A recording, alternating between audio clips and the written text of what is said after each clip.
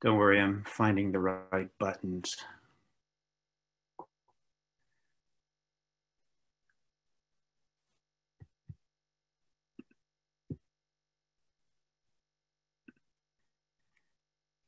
I want to thank all of you for the support and concern expressed to Candace and me over the last few days. For those of you who don't know, Candace has lived in the Napa Valley for 30 years. And when we got married over 9 years ago, I had a house in Oakland and she had a house in Deer Park. She has worked as the executive director of St. Helena Hospital and is now working with the entire Adventist Health Network, helping them with their philanthropic efforts. You all know where I have worked over the last 24 years. Our lives have involved a lot of back and forth. At the same time, we now have been blessed with two communities we deeply love. Because COVID, most Sundays, I have been broadcasting from Deer Park. Last Sunday, we woke up shortly after 3 a.m. because the shades in the windows were violently flapping. There had been no wind warnings for Deer Park and therefore no subsequent power shutoff. Looking off the back deck, we saw an orange glow coming from over the hill behind the house. I had forgotten what it was like to have adrenaline surge through my body. Instantaneously, we were calling our neighbors and banging on their doors. The lights in houses started coming on, and in minutes, Sanitarium Road was swamped with fire trucks and police cars blasting the evacuation siren. After putting our go bags in our cars, we headed down the hill. This is a photo looking back up the street from St. Helena Hospital towards Candace's house. The house is located just to the right of those flames. And for some reason, I cannot access it, Ben. I'm sorry, Scott, you should be able to share. If you want to send it to me, I can do it. I will do that.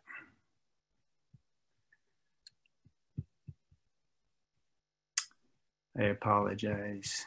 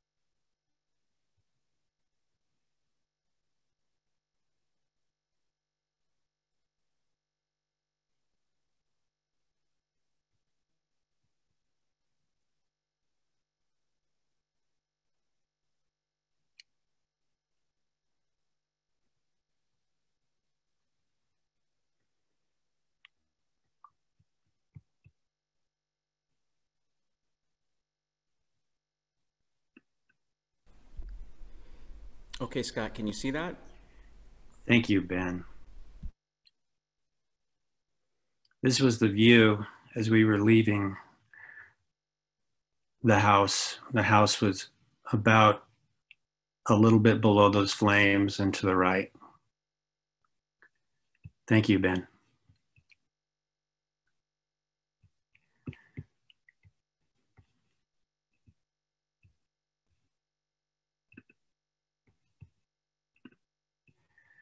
For a couple of days, we had assumed the house was gone. A few days later, we saw a Facebook post by a police officer who drove down the roads in Deer Park showing the devastation. Surprisingly, the video revealed that our house was still standing. This might have been due not only to the brave men and women, first responders, but also to our obstinate next door neighbor who always stays during evacuation orders. He was interviewed on the news a couple of nights ago as he showed his makeshift flatbed with huge water tanks he had hooked up to put out spot fires at his house and the neighboring houses. As we watch many more Facebook posts, videos, as they moved through Deer Park, Candace could name nearly every person who lived in the now burned homes. It's a small town.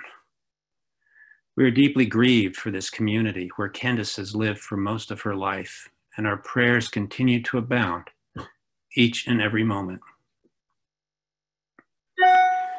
Many of you know the feeling. I was not at St. John's during the Oakland Hills fire. 15 families at St. John's lost their homes. I see some of you are with us today. Many more of you felt the residual trauma simply because you love this neighborhood and the people in it. Some of you felt survivor's guilt, having your home survive even though right across the street, your neighbor's house burned to the ground. Such experiences are traumatic, and it's got me thinking about the general trauma we are all feeling right now. Whether we know it or not, we are experiencing trauma.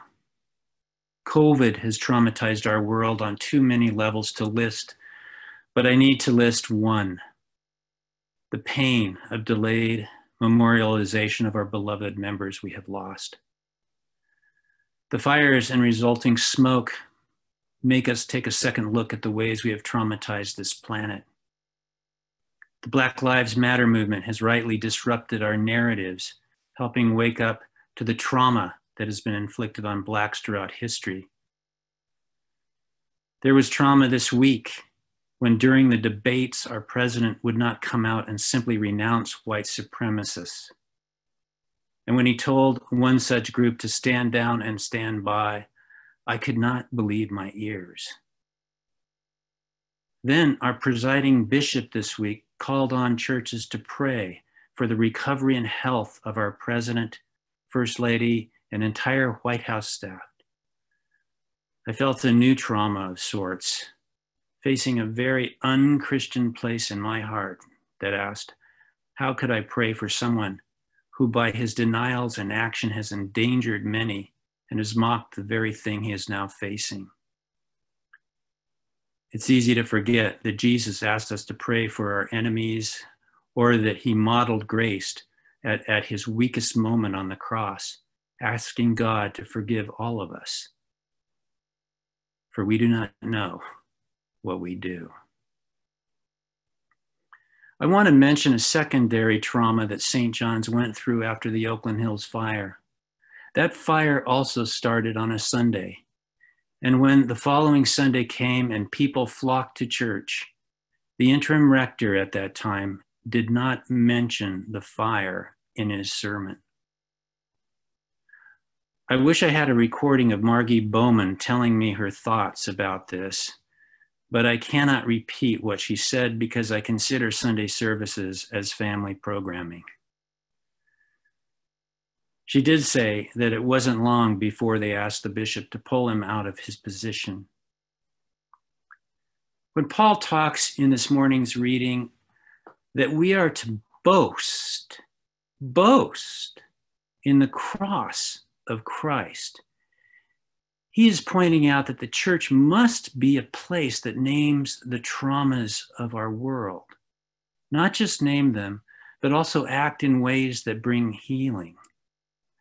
So as much as we feel a deep need to run away, we must not. The healing is not found in denial. So where is it found? As I looked for spiritual guidance and comfort this week, I came across one definition of baptism that rung true. Baptism is good trauma. I knew baptism was symbolic of passing through the Red Sea, but I had always focused on the destination of promise, not the trauma of escaping bondage or the fear of drowning.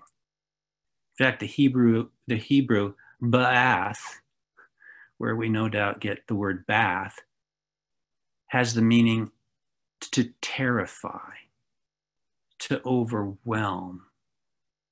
You might think that when I was baptized in the Baptist church and was held under water, not just once, but 3 times for each member of the Godhead, that I would have understood that baptism was not an avoidance of trauma, but an experience of trauma. We Episcopalians have gentrified it by sprinkling a little water on our heads. How beautiful. But baptism was originally associated with trauma. So was confirmation, by the way. Did you know that back in the day, as the bishop confirmed a new member, he would slap them upside the face? It was symbolic of waking them up, shocking the system, and getting the heart pumping. I remember Bishop Swing touching confirmands with 2 fingers, like gently. And when asked, he told us about the tradition of slapping. Are we not being slapped upside the face right now? But take comfort and embrace the courage to go on from the core of our faith. We embrace a faith that names and walks toward all the traumas of the world. This action is anchored at the cross. We don't have to fear these times because it's a baptism. And the point of baptism is not only to be immersed in the trauma, but also to embrace the promise that we will come out the other side of it with resurrection power. That yoke Jesus asks us to carry is a yoke he describes as easy because he carries it with us. Let him carry a little more of your load. Heed his words that are so needed today to bring your weariness to him. Feel the rest found handing your lives over to God. But may we also remember that in baptism, our lives are handed back to us to be light in the darkness of these times. May we not take God's grace as an excuse to stand down.